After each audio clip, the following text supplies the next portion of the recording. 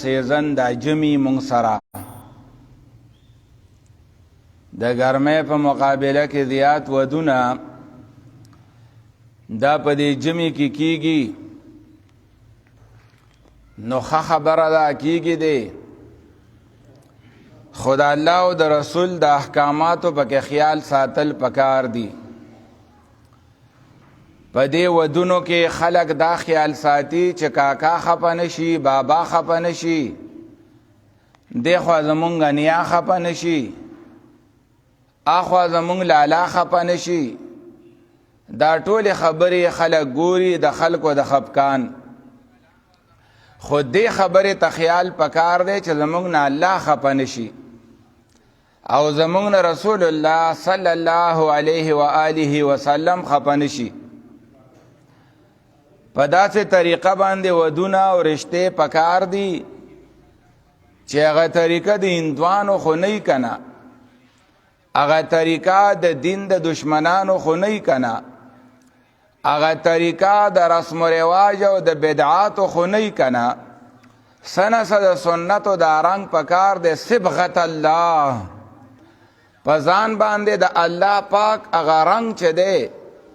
دا په دې غم او په خاده کې ښکارا کول او سرګندول خو پکار دی لکه دا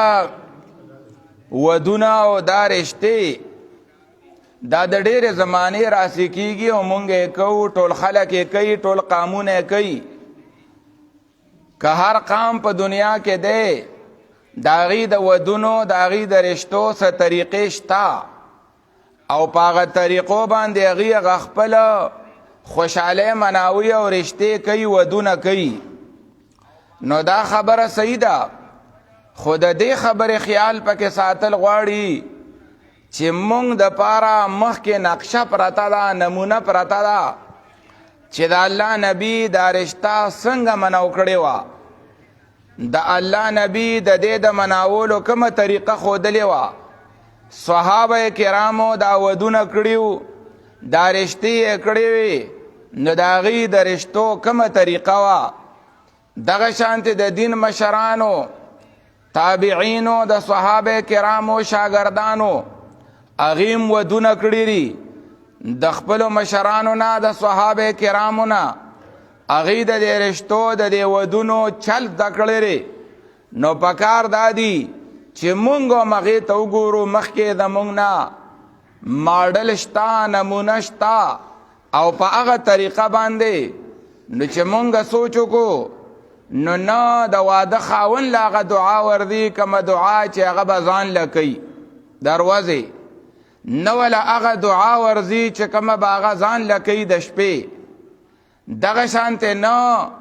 هغه غیر چاپېره دوستانو یارانو له چې چا وله پچې کې مټیایي راوړې ده چا وله جوړه راوړې ده چا وله بله تحفه راوړې ده او په دې باندې خوشحالیږي نو دا ټیک ده خو هغه تحفه چې رسول الله صلی الله علیه وسلم د واده زلمی له کومه ورکوله کومه دعا به یې کوله په صحیح روایاتو کې راغلی وه هغه تحفه او هغه ډالۍ هم چا راوړې د ځان سره او که نه هغه دعا ورته هم چا وکړه او که ویې نه کړه ورته نه نه بس نشته خو په کټ باندې خیجوه جامې ور نشلوه هګۍ ور باندې ماتوه په ټماټرو باندې اسخا کوه دا د واده زلمی سره زمونږ د خلکو معامله وه حالان کې پکار خدا و چې د واده دغه زلمی هغه ته دعا وکړه نو د دعا په ځای باندې خلک د هغه بېعزتي کوي دا زمونږ د پښتو په ملک کې په ډېرو علاقو کې دا رواج دی چې چا واده کړی دی د هغه به بېعزتي کوي هغه له په سر باندې هګۍ ماتوي هغه له په سر ټماټر ماتوي هغه به په چکړو باندې څښا کوي هغه به په تارکولو باندې څښا کوي حالان کې مسله دا ده چې د دې عزت وکړه دی که په یو اوچت ځای باندې کیني نو دا به ښایي دته که دوا وکړي نو دا به ښایي د سره که مینه وکړي نو دا به ښایي دا د واده د خاون احترام دی چې پکار دی مونږ او تاسو له خو زمونږ په معاشره کې د هغه بېعزتي کېږي دعا خو دعا چې چا مثال نکاح شوی دی نو هغه ته دا دعا پکار ده چې بارک الله لک وبارک الله علیکما وجمع بینکما فی خیر. الله دې دا واده ستا دپاره بخته ورکي، تاسو دواړه د الله د برکت وګرځئ د دې کور دپاره، تاسو دواړو کې د الله پاک برکتونه واچوي، ستاسو دا یو ځای کېده. الله رب ذوالجلال دې په دې کور کې، په دې رشته کې، په دې نکاح کې دا د خیر یو ځای کېده وګرځئ، د برکت یو ځای کېده وګرځئ، د شرونو نه، د آفتونو نه، د مصیبتونو نه، د جنګونو نه، د اختلافونو نه، د دې ټولو خبرو نه د الله تاسو له امان درکړي. دا دعا ورته پکار وه. نو دا دعا ورته نه کوي بلکې په اګو باندې ولي، په ټماټرو باندې ولي، بېعزتي ورته کوي. دا زمونږ طریقه ده، په دې باندې مونږ ځان ګناهګاروو، په دې باندې مونږ ځان مختورن کوو. دا د پښتون ثقافت نه دی، دا د پښتو رسم و رواج نه دی، دا د اسلام طریقه نه ده، دا د مسلمان طریقه نه ده چې د واده د زلمي بېعزتي وکړه، د واده زلمی سخا کا، د واده زلمی په دیکو باندې ووه، د واده د زلمي نه جامې وشلوه، د هغه کمیس ریخي ریخي کا، د هغه کمیس تار په تار کا، او د هغه په چکړو باندې مخ تور کا، هغه په خر باندې سور کا، هغه په کټ کې اوچتوه او راخلاصوه. دا ټولې خبرې په دې باندې زه خپل عملنامه خرابومه، په دې باندې زه ځان ګناهګارومه. د یو مسلمان بېعزتي، د یو انسان بېعزتي، د واده د نکاح د خاوند د چل څه کړی، د الله د نبي او سنت یې کړی چې النکاح من سنتي. دا واده چې نبی صلی الله علیه وسلم وی دا زما سنت طریقه ده، یو جایز کار یې کړی دی، یو سنت عمل یې کړی دی، یو روا کار باندې عمل کړی دی، اوس یې تاسو نه پرېږدئ، بېعزتي یې کوئ. دا ډېره غلطه خبره ده. دغه شانتې هغه د واده زلمی، د واده خاوند، هغه له هم پکار دي چې هغه له دعاګانې ورځي، هغه چې کور ته ځي او د خپلې هغه زنانه سره، د هغه ناوې سره د هغه لیده کېږي، نو پکار دا دي چې په دغه وخت کې هغه دعا کوي چې اللهم انی اسألک خیرها وخیر ما جبلتها علیه واعوذ بک من شرها وشر ما جبلتها علیه. یا الله پاکه دې زنانه سره چې کوم خیر دی، یا الله پاکه زه هغه خیر غواړم، یا الله د دې په طبیعت کې چې کوم خیر دی، د دې په فطرت کې چې کوم خیر تا تړلی دی، الله پاکه موږ لا دې ټول کور لا زما مور لا زما پلار لا هغه خیر راکې. او یا الله پاکه دې سره که کوم شر دی، که هغه د بېعزتۍ شر دی، که هغه د جنګ شر دی، که هغه د مصیبت شر دی، که هغه د بیمارۍ شر دی، یا الله موږ له د هغې نه پناه راکې. یا الله د دې په فطرت کې، د دې په طبیعت کې چې کوم شر دی، یا الله د هغې نه موږ له امن راکې، موږ په امان وساته. نو دا د واده د خاوند دپاره دعا ده، لیکن د واده خاوند له هم دا دعا نه ورځي. دغه شانتې دی د خاصو اوقاتو دپاره به دعا کوي، د شپې به دی دعا کوي چې اللهم جنبنا الشیطان وجنب الشیطان ما رزقتنا. یا الله پاکه مونږ د شیطان نه وساتې، یا الله پاکه مونږ له چې کوم بچی راکې، کوم اولاد راکې، یا الله پاکه هغه د شیطان نه وساتې، د شیطان د لارې نه وساتې چې بد عمله نه وي، چې بد کرداره نه وي، چې بد اخلاقه نه وي، چې د مور پلار دپاره د شرم ذریعه نه جوړېږي، د بدنامۍ ذریعه نه جوړېږي. یا الله پاکه چې د معاشرې دپاره ناسور نه جوړېږي، د ګاونډیانو دپاره ناسور نه جوړېږي. یا الله پاکه چې غل نه، یا الله پاکه چې ناقابله نه. دا دعا د دغه ښځې دپاره، د دغې ناوې دپاره هم پکار ده چې دا یې کوي، او د هلک دپاره هم پکار ده. نه هلک له ورځي دا دعاګانې، نه جینۍ له ورځي دا دعاګانې، خو بس یو ړنده کاته ده، روانه ده. او چې کومه طریقه دا دوره زمانې مسلې به بیان شوي، دین بیان شوی دی، تبلیغونه شوي دي، لیکن تر اوسه پورې د عمل او د پریکټیکل په میدان کې مونږ او تاسو مونږ ډېر وروسته روان یو. لکه یو مثال دا دی چې د واده په موقع باندې، د نکاح په موقع باندې چې نبی صلی الله علیه وسلم فرمایل چې اعلنوا هذا النکاح، دا نکاح چې دی دا ډېر ښکاره او د خلکو په مخ کې وتړئ. اعلان مطلب خلک د هغې نه خبر شي چې د خلکو په مخ کې دا نکاح وتړلی شي. او نبی صلی الله علیه وسلم فرمایل وجعلوه فی المساجد، دا نکاحونه تاسو په جماعتونو کې تړئ. مساجد کې دا چې په جماعت کې نکاح وتړلی شي، جماعت د برکت ځای دی، جماعت د الله کور دی، جماعت د رحمتونو ځای دی. نو چې په دې کې دا نکاح وتړلی شي د خلکو په مخ کې د مسلمانانو د منځګزارو په ګواهۍ کې وتړلی شي، نو زمونږ کار سره اجره کې به نکاحي. استاد اجرې ته راشه، استاد به اجرې ته لاړ شي. استاد ته هغه وخت کې د نکاح ویناو کې چې د نکاح تړلو ته ګنټه 2 ګنټې پاتې وي، استاد راشه. او ډمامو والا ته هفته مخکې ویلي،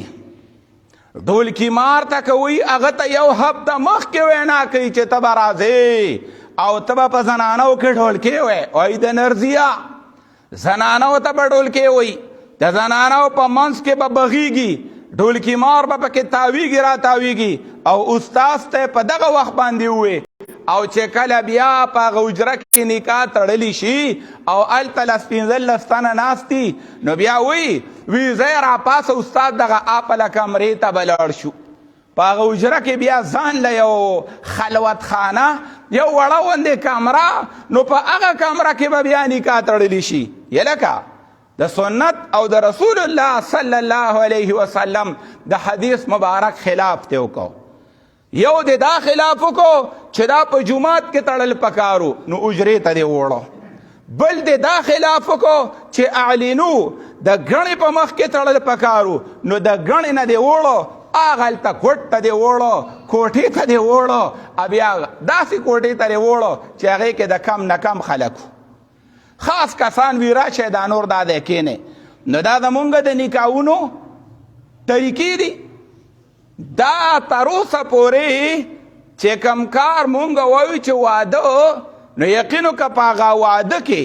دومره بدعات دي، دومره رسومات دي چې د شمارې نه بار. زمونږ د پښتنو دې رسم و رواج پښتانه خوار کړي دي. پښتانه خو څو په دې دور کې پښتون قام سره د خپلو او د پردو د لاسه دومره ظلم کیږي، دومره په بې دردۍ سره وجلی شي، دومره په بې دردۍ سره پښتانه تختولی شي، دومره په بې دردۍ سره دې سره ظلمونه کیږي چې دومره ظلمونه فرعون په هغه خپله زمانه کې زما یقین دی چې به نه کړي. څومره ظلم چې پښتون سره کیږي، او څه پښتون ځان سره هم ظلم کوي چې په غلطو رواجونو، رسمونو او سیالو او بل ته د ځان خولو او نمایشونو باندې خپل ځان خوار کو او خپل ځان برباد کو. غلط و رسمونو رواجونو دی کمزوري کړي دي او دی خوار کړي دي او غریبانان کړي دي. زه وایم که د یو خبرې ته وګورې چې د پښتنو رسمونه او رواجونه غلط کم دي، یو خدا دی چې ګوره ناوې جینۍ دیله چې نکاح تړي، نو د واده په 3 او په 4 شپه وي نکاح تړو. یلکه نکاح چې دی دا به د جینۍ په کور باندې تړلی شي. ته چې کومه جینۍ په موټر کې را روانې، ته چې کومه جینۍ کور ته راولي، نو بیا به هغه ستا خپلی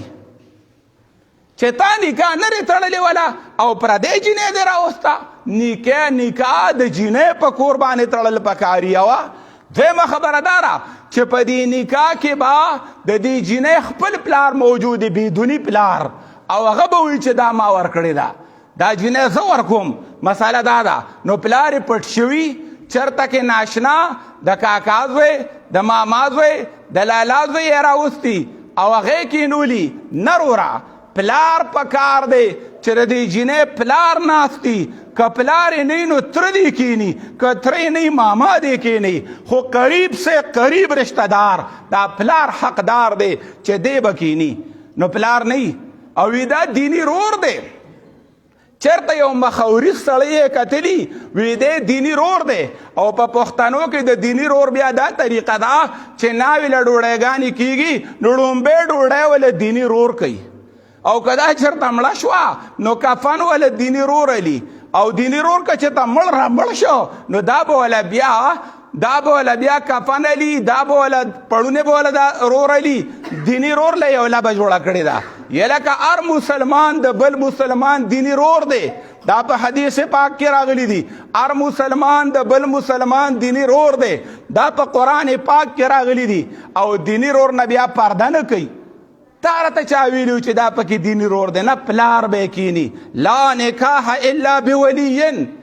نکاح به هغې ټیکي چې په دې کې ولی موجود دی او ولی چې کم دی دا د جینۍ پلار ډېر حقدار دی چې دی کینی ټیک ته دا خبره نو پلار یې نه بله دا ده چې مهر پکې مقررول به پکاري او مناسب مهر د دې زمانې سره چې کم از کم مناسب مهر مقرره د مالدارو د خپل مالدارۍ مطابق د غریبانانو د خپل غریبۍ مطابق دا د یو کم 50 روپو دور نه دی او دغه مهر آتو النساء صدقاتهن نحله دا به بیا زنانه وله ورکول غواړي پښتانه زنانه وله بیا مهر ورکوي نه که ارټې پکې یاد کړي خو ورکوي یې نه که کانډارې پکې یاد کړي په مهر کې خو ورکوي یې نه که کالي یې پکې یاد کړي خو دا زنانې مالک بیا نه ده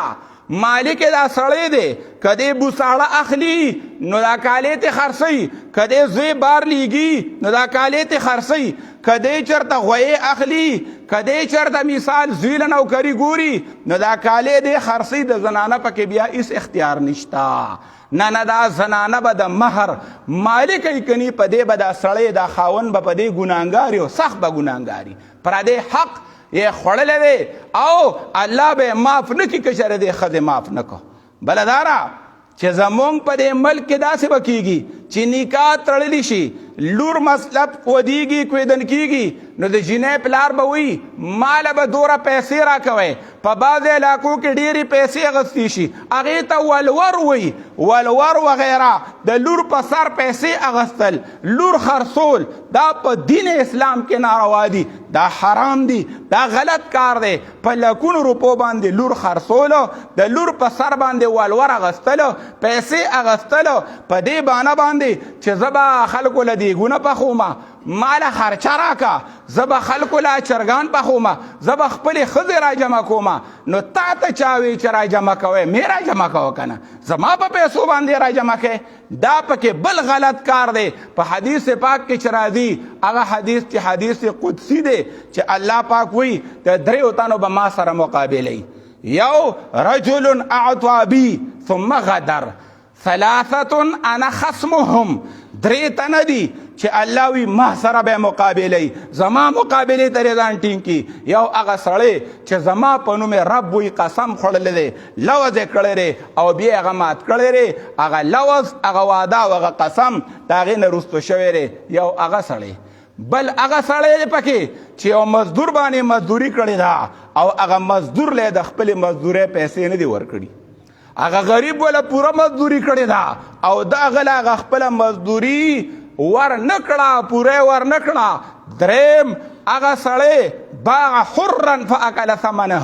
هغه سړی چې اصیل خرڅوي لور خرڅوي خور خرڅوي زوی خرڅوي او په هغې باندې پیسې اخلي دا به هم غلط کاري دغه شانتې دا هم غلط کار دی چې کله نکاح وتړلی شي په هغې کې ډزې کوه یا لکه دا ډزې کولو دا خو اسراف دی دا خو فضول پیسې لګول دي په دې باندې په خپله خوشحالۍ باندې مریضانو له درد ورکړئ په کورونو کې بیماران دي هغې خفه کړئ په دې خپله خوشحالۍ باندې په دې کورونو کې دړمن خلک دی هغې له ولې دړ ورکړئ بوډاګان دي دا کارتوس او دا پیسې دا د یوې کونډې لوپټه جوړېدی شي دا فضول ډزې کول دا د چا د مرګ ذریعه هم جوړېدی شي چې دا ګولی په چا وغورځېږي دې سره سړی د چا کور روانېدی شي د چا بچې مړ کېدی شي د چا لور مړه کېدی شي نو دا فایرنګ د پښتنو دا بل غلط کار دی چې په نکاح کې کوي دغه شانتې دا ډولکي والو دا ډمامې والو دا بل غلط کار دی په یو سنت طریقه باندې مونږ راغلي یو جومات کې مونځ کوو نو مونږ به ډولکي ووسو چې مونږ یو سنت طریقه باندې عمل کوو سنت په اوس کوو نو بیا به ډولکي وو نه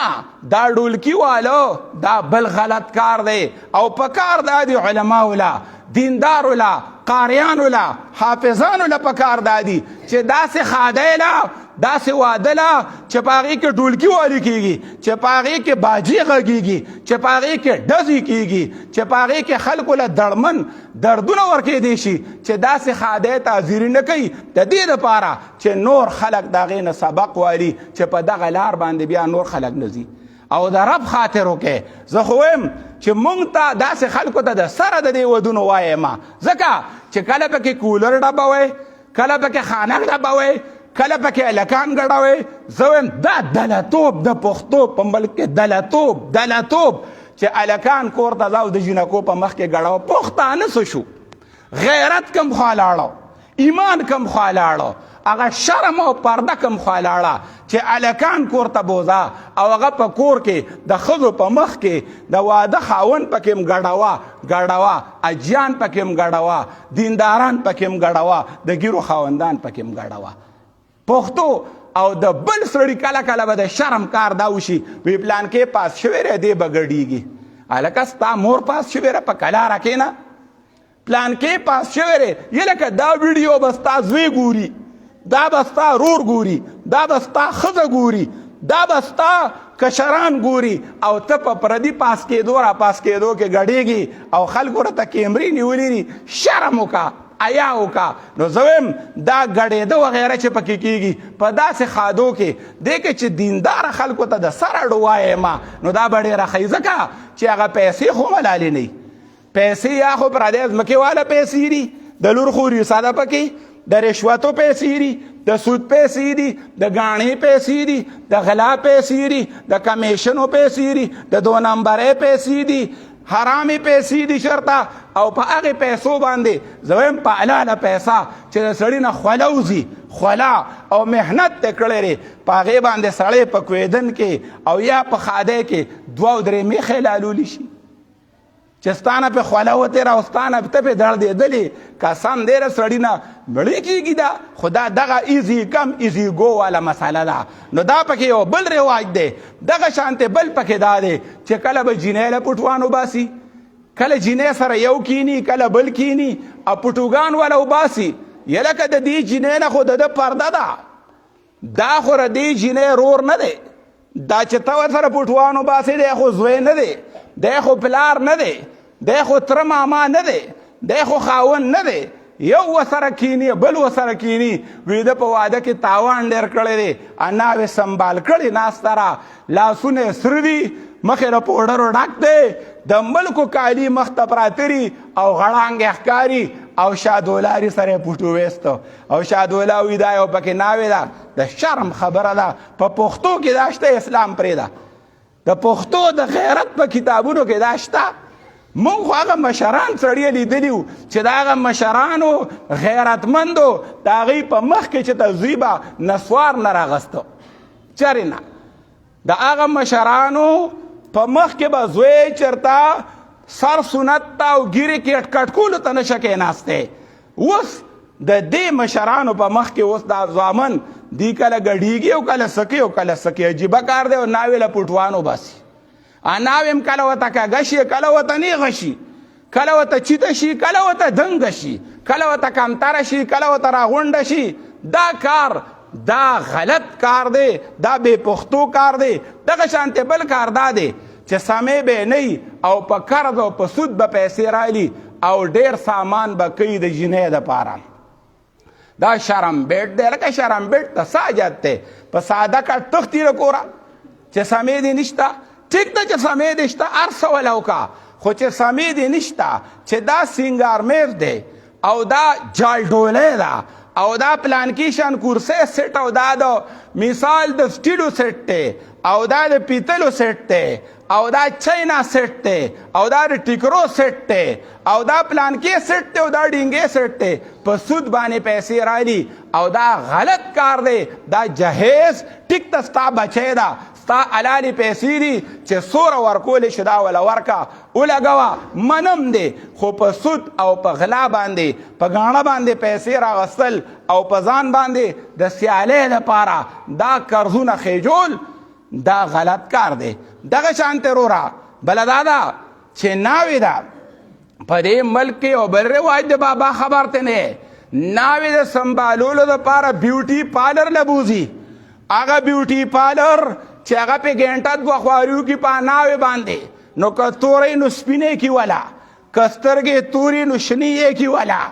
هی د نرزیا ښایسته کي ولا، او هغه 20 زره 10 زره او 50 زره روپۍ په هغه سنبالښت د ناوې باندې هغه بیوټي پارلر والي. ما ته پته ده دې کلي نه اسلام آباد ته سنبالول له بوځي ناوې،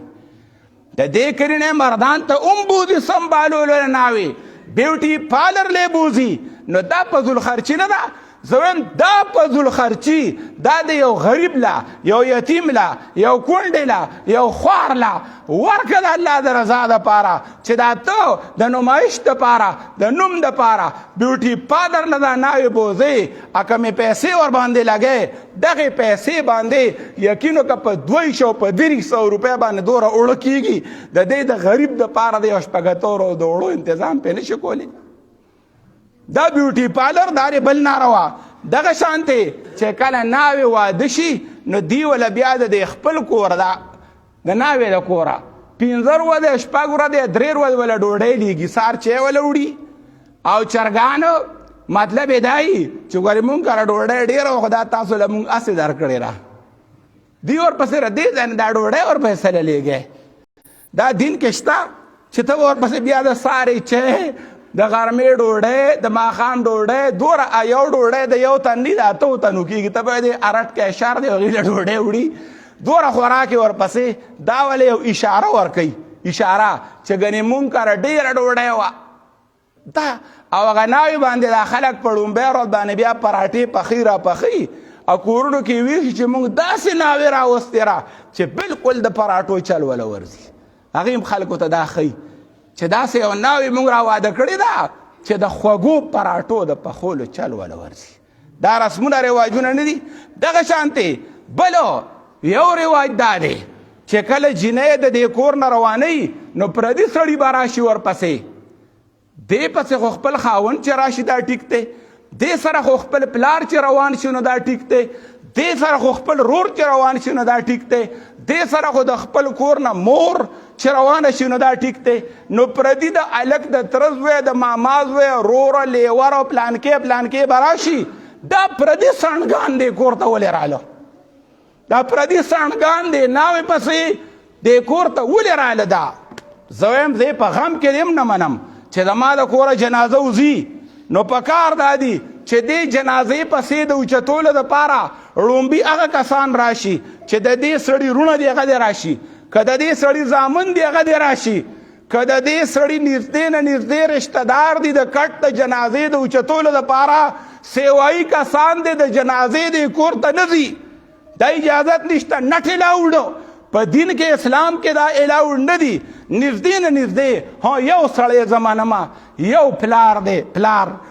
چې هغه د زوی کټ نشي اوچتولی، پلار چې کور ته راشي د زوی کټ له اوږه دی نشي ورکولی. بس دا یو مجبوري ده ډېره ګرانه ده پلار ته چې د زوی کټ اوچت کړي جنازې. ها زوی چې دی زوی د پلار کټ له اوږه ورکولی شي. نو نږدې نه نږدې رشته دار دی کور ته راشي، د غم په موقع باندې به ولې ته اسلام په منډه وږدې، د غم په موقع باندې به ته دین کوټې ته ولي. یا خلکو د نږدې نه نږدې رشته دار د غم پسې د کټ اوچتولو پسې راشه، دغه شانتې د ناوې پسې د دې خپل کور نږدې نه نږدې بنیان دار دې سره روان شي. لکه د صحابو خو دغه طریقه وه چې د کور نه به ورسره زنانه روانې شوې ویزه د الله په امان، دا طریقه وه. دا نو چې سیوایي خلک به راځي واسکټ یې ورته جوړې واسکټیانه لکانو ځان یې سنبال کړي د جینکو نه چاک چاک به کېږي، چاک چاک د جومات کې چا خدمت ونه کوه په هغه کور کې د ښځو خواله هر یو ځي راځي خدمت به کوي. دا دال میں کچھ کالا کالا ہے پیشو د الله د رضا لپاره مګه نہیں پکړتا، په دې حساب کتاب دی پوهېږم. نو دغه خبره شوه. بله دا ده چې ولیمه چې ورته وایي د واده ډوډۍ څوک پکې میخ حلاله کی، څوک پکې میخ حلالي کی، څوک پکې غوان او خان حلال کی او هندوس تړی خدای ناراضه. څنګه ولیمه دې ته وایي ولیمه د ولم نه دی چې دا سړی او دا ښځه دا ناوې او د دې دا میړه د دې دا یو شپه دوه تیر شي نو بیا ډوډۍ کوه دې ته به ولیمه وي د ښځو ډوډۍ ته دې ولیمه وي چې ښځې راجمع کړي که نه وي نن زمونږ ولیمه ده به ولیمه خو نه ده سړی د ښځو ډوډۍ ده ولیمه د واده نه 3 ورځې پس پکار ده 4 ورځې پس پکار ده او زمونږ خلک څه کوي 3 میخې 4 میخې 6 میخې او 10 میخې بالالی شي او دا سیوایي خلک وي دا نورو وي تش اډوکي و پکې دلته یو ځل د ټول کلي خیراتو یو کاکا ماله مخې له راغې وي تش ډونګانې پخ کړي هغې 10 میخې لالې کړي کاکا وي تش ډونګانو زه وایم څوک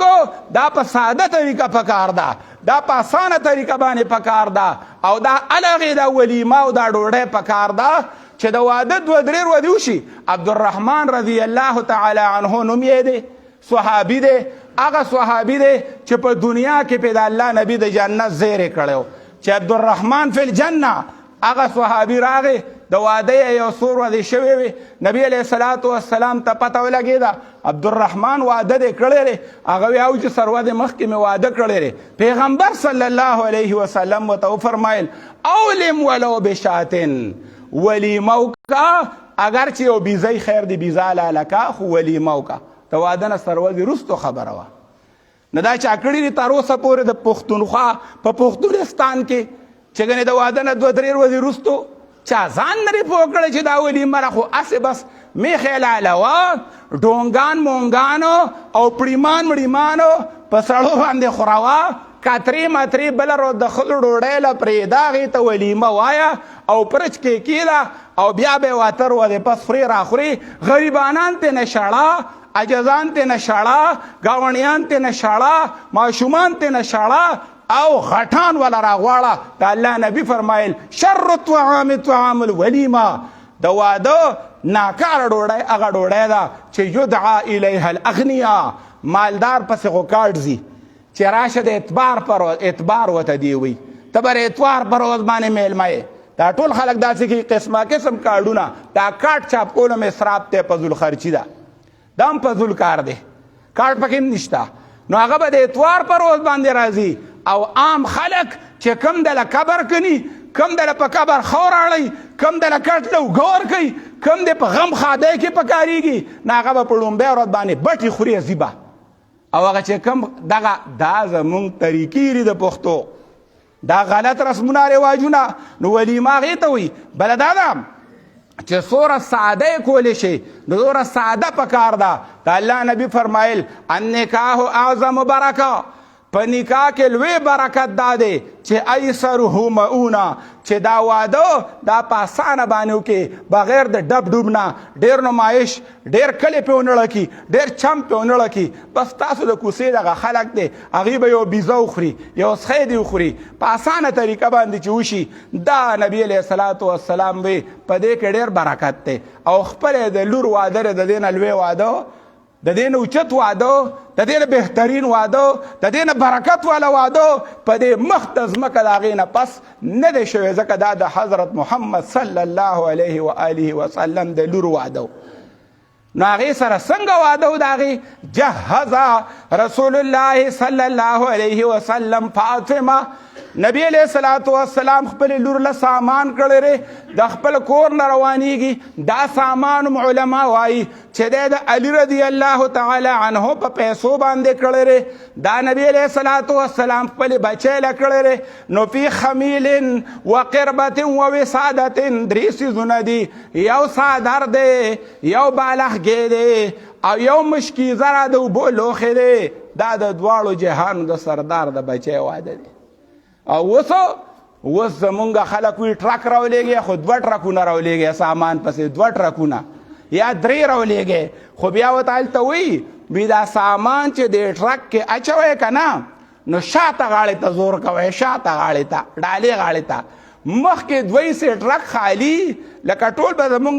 شوي په دې لوډر کې هغه سامان راځي خو ورته وایي چې دا مخې ته غاړه خالي پرېږدی او شاته ډم به روخېجوئ چې خلک وایي چې 2 ټرکه او 3 ټرکه سامان یې کړی ای آفرین پښتونه وروره شهزاده چې خلک په دې باندې وایي چې دا 3 ټرکه سامان دی، منځ کې هغه سامان دوره نه وي، خو لکه شاته ډمبر خیجوئ شا غاړه ډکه کې مخې ته خالی پرېږدی. دا نمایش کول ټیک دی؟ دا ریاکاري ټیک ده؟ دا ریاکاري والا عمل دا قبلیږي؟ دا ښه دی؟ نه. دغه شانتې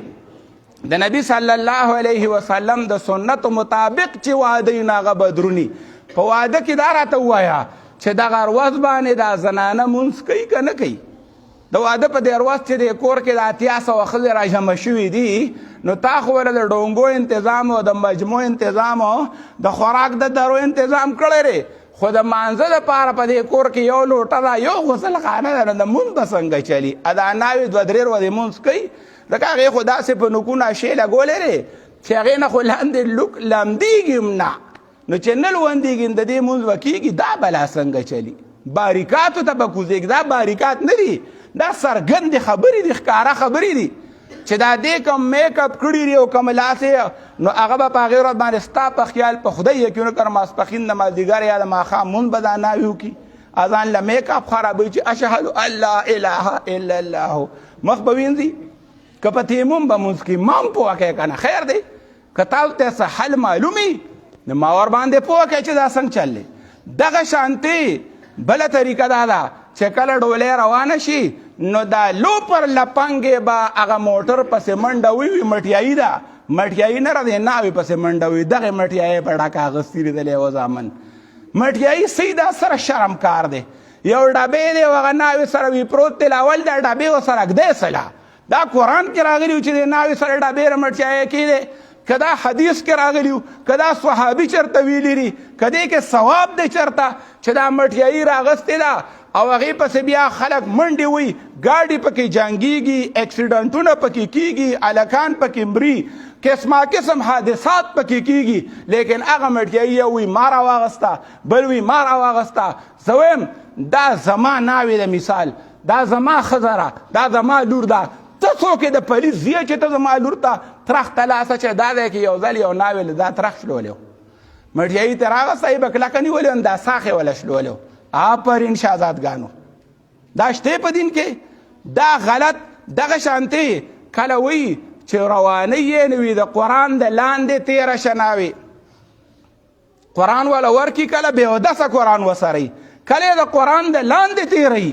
دا ټول غلط کار دی. د قرآن بېعزتي نه ده پکار. هغې سره چې هغه قرآن په ډولۍ کې دی کېدي، هغه هم هکه قرآن باندې قسم وکړي چې زه به د خواښې سره او په دې کور کې ګزاره نه کوم، زه به د حیا کار اړو کوم نه. اخري خبره دا کوم، بس لاسو مې نه خلاصېږي دا خبرې، خو اخري خبره دا کوم چې عامو زنانو ټولو جینکو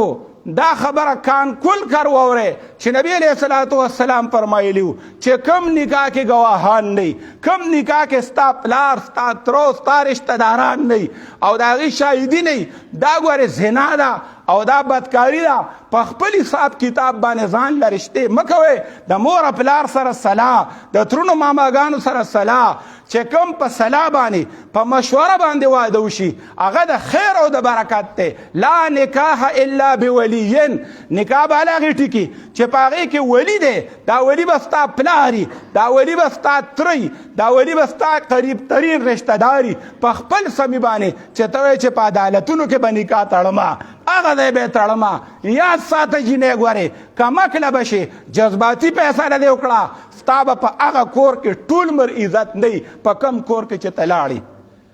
ولیکئ دا ځان سره، هلته به راته سپک ګوري، هغې به دله عامه کمره نه درکوي جینۍ، هغې به دله چېرته د کوټې د پاسه یو پمنه غوندې کوټګۍ درکړي او په هغې کې به بیا اوسې، او هغې به درله چېرته یو پمن کانډر درکړي او د سپی په شان به درته ګوري چې ته جذباتي فیصله وکړې په خپل سمي باندې. نه، تا مور تاله خیر غواړي، ستا مور ستا دپاره د خیر فیصله کوي، ستا پلار به ستا دپاره د خیر فیصله کوي، ستا د کور بنیان به ستا دپاره د عزت ځای ګوري په خپل سمي باندې. ټیک ده که ستا یو رشته ده، ستا یو مطالبه ده، هغه مطالبه هغه د کور والو سره شریکه کا، د دې په مشوره، د دې په صلاح، دې په اعتماد کې واخله. کنی نو هغه کور هغې کې به هم ستا بېعزتي او د دې کور نه چې ته تلې نو دلته به دا پلار درته هم سپک ګوري، دا مور به درته هم سپک ګوري، دا رشته دار دا رونه دی به درته هم سپک ګوري. دا ځکه چې دا تا غلط قدم واغسته بغیر د پلار مور د رشتې نه د هغې د رضا نه په خپل سمي باندې تا یو ټوپ واغسته. په کار دا دي چې پلار او مور هم دا جینۍ هم په اعتماد کړي، ښه خبره ده، صحیح خبره ده، خو جینۍ له هم په کار دي چې خپل سمې په دې کاتو کې نه کوي، کنی ژوند خراب دی. او کله کله د پښتو په ملک کې خو بیا د ګولۍ خبري، بیا د مرګونو خبري او هغه د مرګونو خبري چې ته خو به بیا په کوټګۍ کې ناست دی، ښځې جینۍ ته خو به بیا ننوتې چېرته او ځوانان او زلمي به ستا په سر باندې یو خوا بل خوا غورځېږي، جنازې به اوچتېږي او دا ټول هزار ګناه به ورستا غاړې ته وي. وآخر دعوانا ان الحمد لله رب العالمين.